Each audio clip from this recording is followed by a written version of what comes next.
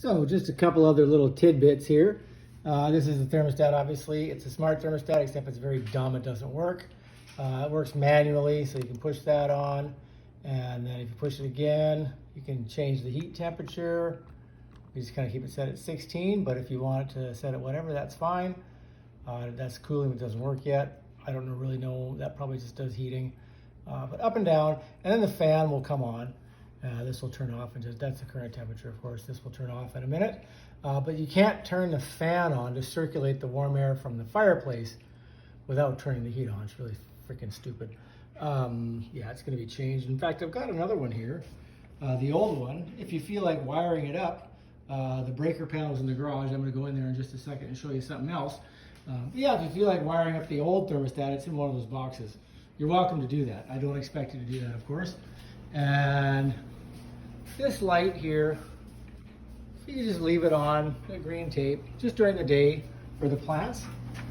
The dryer vent, this is kind of annoying. Mice get in here, so what we end up doing is these scuba weights go into the vent, and what you do is you kind of put one up there so the vent closes, and then put the other one underneath it while you're holding that one up, and then just make sure that vent is closed. It doesn't sit closed, and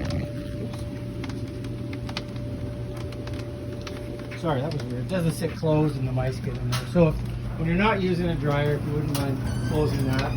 When you do use the dryer, just make sure that you unplug it, otherwise you'll heat up that room really quickly. We've done it before.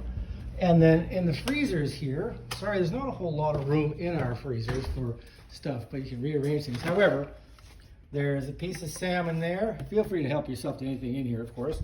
And there's a couple of pieces of salmon in here. Help yourself. If you want some salmon, have some salmon. Please, have at it. We've got lots. And then if you want some tuna, there's tuna loins in the freezer too. You have to, I think they're in this freezer here. If you want to have a tuna loin, help yourself. They're delicious. And then if you want any canned tuna, there's a couple of cans there, the unmarked ones.